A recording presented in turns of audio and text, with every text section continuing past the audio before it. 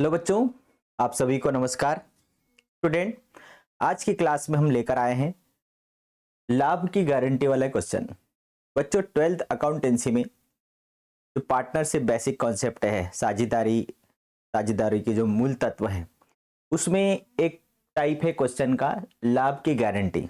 जब पुराने साझेदार मिल करके एक नए साझेदार को एक निश्चित लाभ की गारंटी देते हैं, तो उससे रिलेटेड जो भी क्वेश्चन यदि परीक्षा में आता है तो उसको हम कैसे करेंगे, वो आज हम करने वाले हैं। एक स्टूडेंट ने कमेंट बॉक्स में पूछा कि सर लाभ की गारंटी वाले क्वेश्चन करवाइए, तो आज की क्लास में हम उसी टाइप का क्वेश्चन करने वाले। देखिए, ए, बी और सी साझेदार हैं। वे लाभ हानि को 2:2:1 के अनुपात में बांटते हैं। अन्य साझेदारों ने सी को आश्वासन दिया।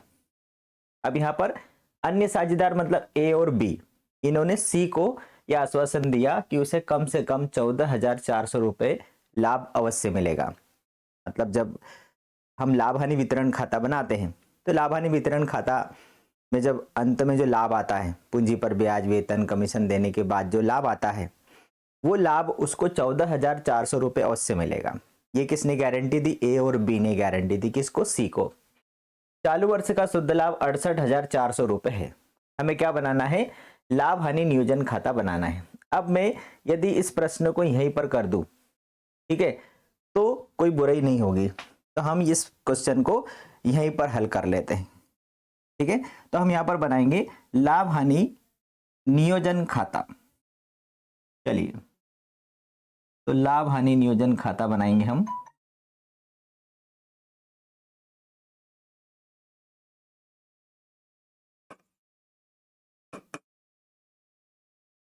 लाभ हानि, वो छोटा सा खाता बनेगा, इसलिए मैं यही बना रहा हूं, लाभ हानि नियोजन खाता।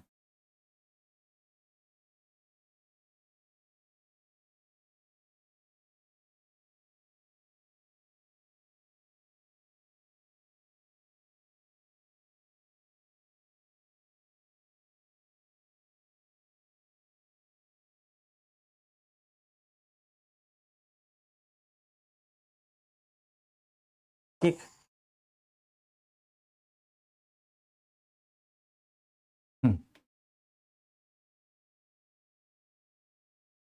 विवरण, राशि, विवरण और राशि, ये क्रेडिट और ये डेबिट। अब जैसे हमें मालूम है कि सबसे पहले हम क्या लिखते हैं? शुद्ध लाभ। यहां पर हम लिखेंगे लाभ हानि खाता और ब्रैकेट में लिख देंगे शुद्ध लाभ। भाई, लाभ हानि खाते से शुद्ध लाभ उठा के ला रहे हैं, मतलब कौन से खाते से ला रहे हैं? लाभ हानि खाते से ला रहे हैं। और क्या ला रहे हैं? शुद्ध लाभ 68,400 रुपए। अब 68,400 रुपए को, अब यहाँ पर न तो हमें पूंजी पर ब्याज देना है, न वेतन देना है, न कमीशन देना है, बस सीधे सीधे इस लाभ को हमें 2:1 के अनुपात में इनके बीच में बांट देना है। ठीक है, तो अब हमारा जो लाभ है, ये लाभ का वितरण हो जाएगा। कितना है? 68,400। एक प्रकार से ये सवाल यहां पर हो गया। ठीक, ये लाभ का विभाजन हो गया और ये कहां चला गया? साझेदारों के पूंजी खातों में, साझेदारों के पूंजी खाते में हस्तांतरित। अब हम यहां पर देखेंगे कौन कौन है, ए, बी और सी।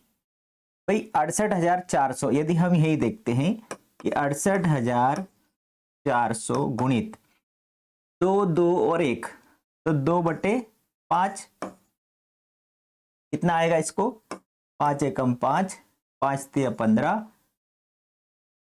फिर 3, 5 छंग 30, 5 40, 13,680 गुणित 2।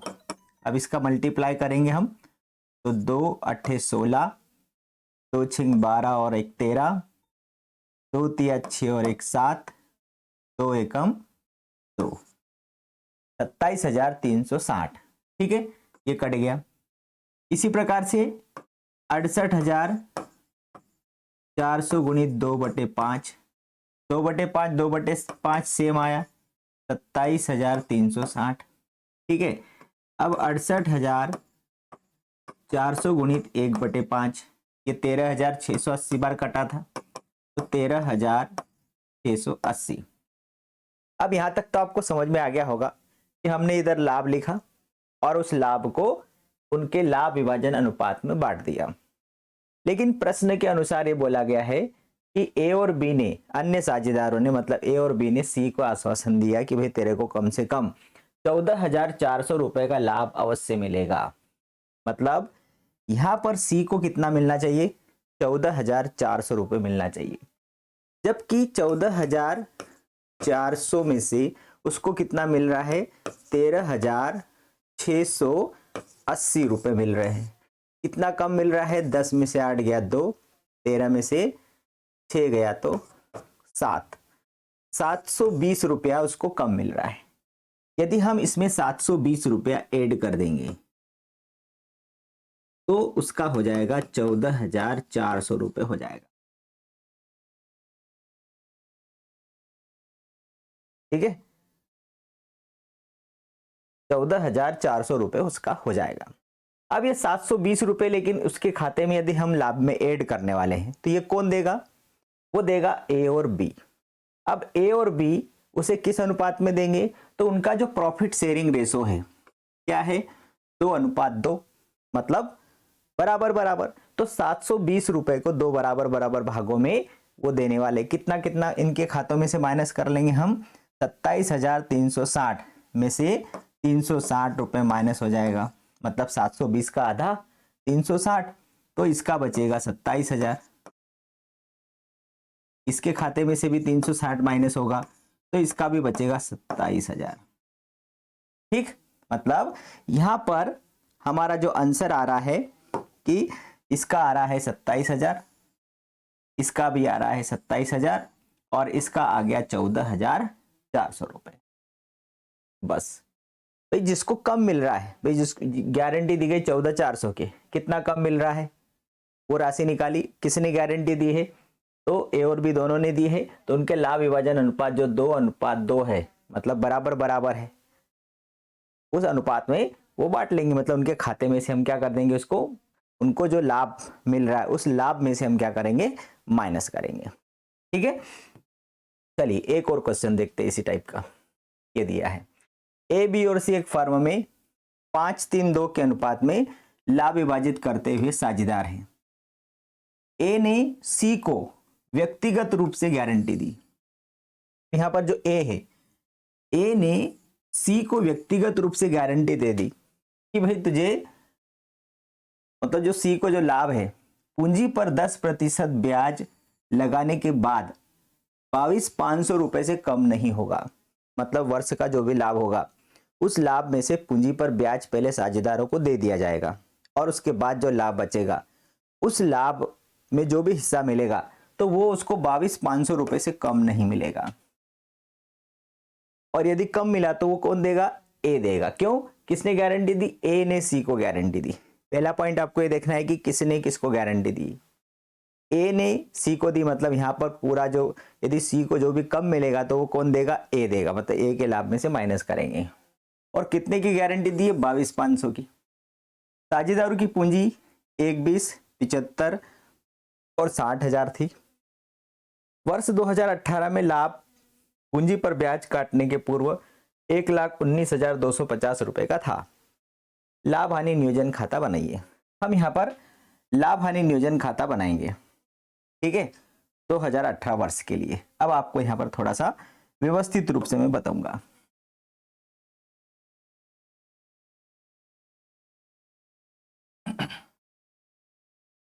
क्योंकि यहाँ पर लाभ है, पूंजी पर ब्याज भी है, तो हमें पूंजी पर ब्याज देना है।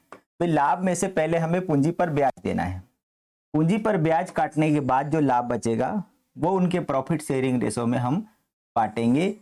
और यदि उसको 22,500 रुपए से कम मिला तो वो हम ए के लाभ में से उसको हम माइनस कर लेंगे। ठीक, लाभ हानि नियोजन खाता। लाभ हानि, लाभ हानि नियोजन खाता बोलो या लाभ हानि वितरण खाता बोलो, दोनों का मतलब एक होता है।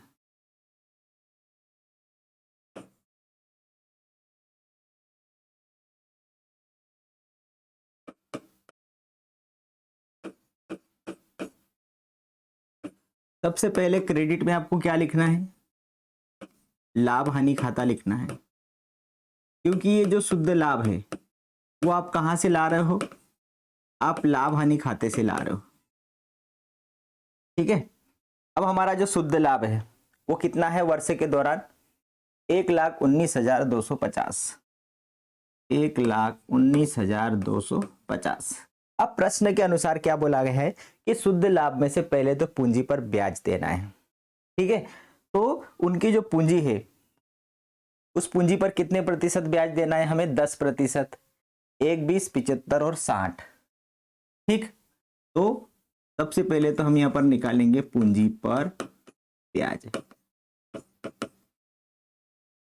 ए, बी और सी।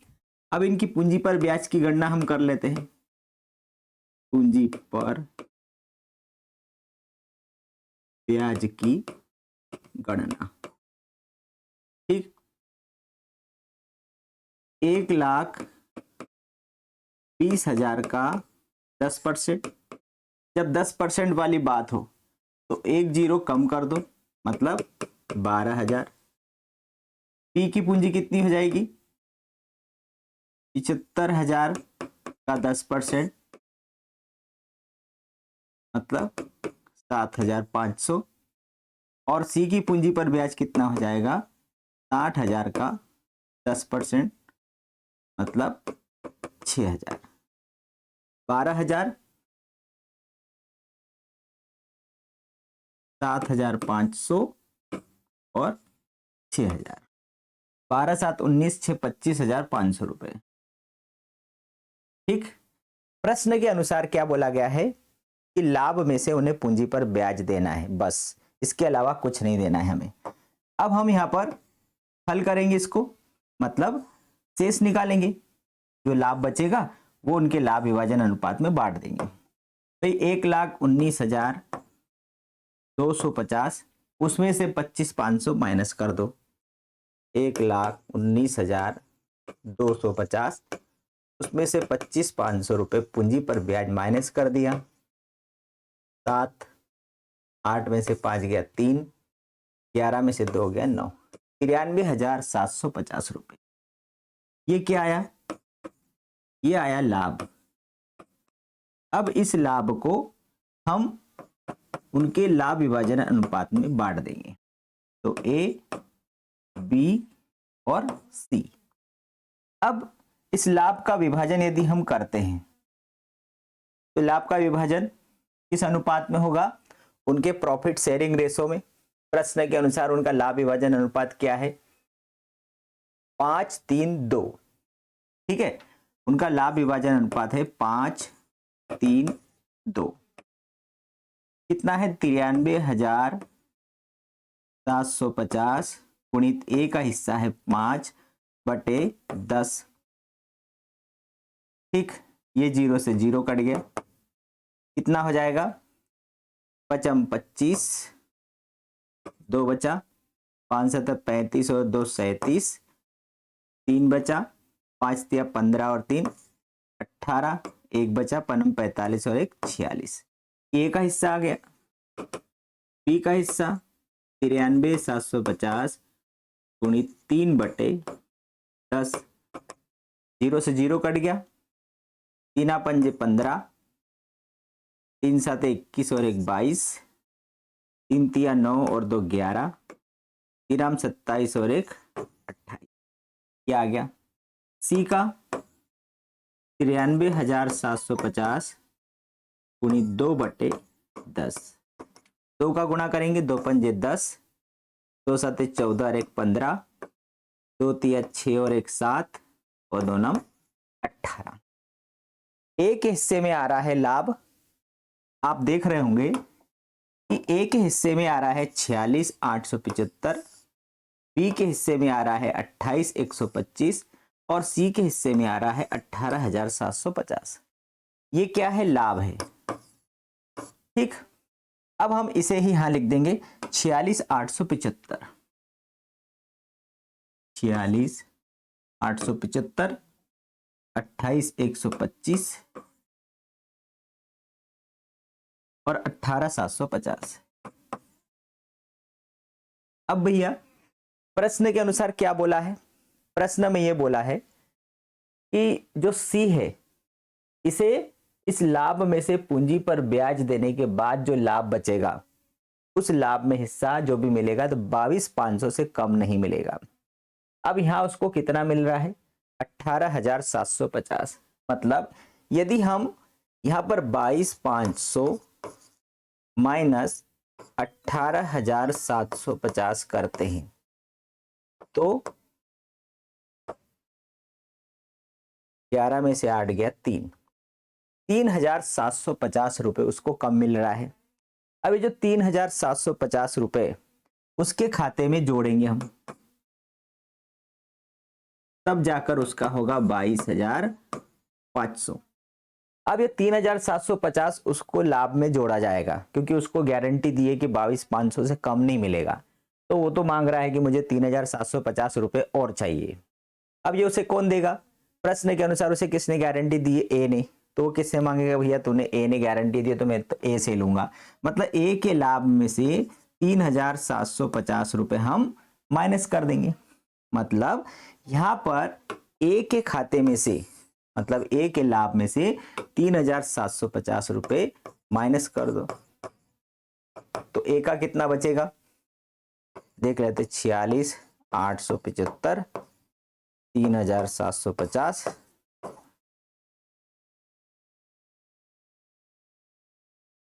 43,125 रुपए।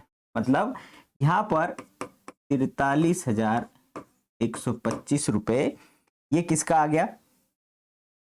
ये आ गया ए का, ये हो गया बी का और ये हो गया सी का। ठीक है, इस प्रकार से 43,125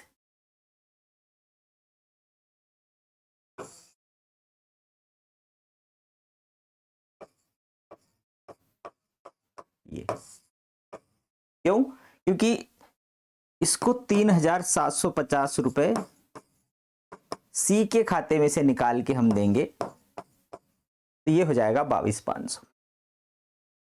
तो ये ए का हो गया 43,125, बी का हो गया 28,125, सी का हो गया 22,500 रुपए।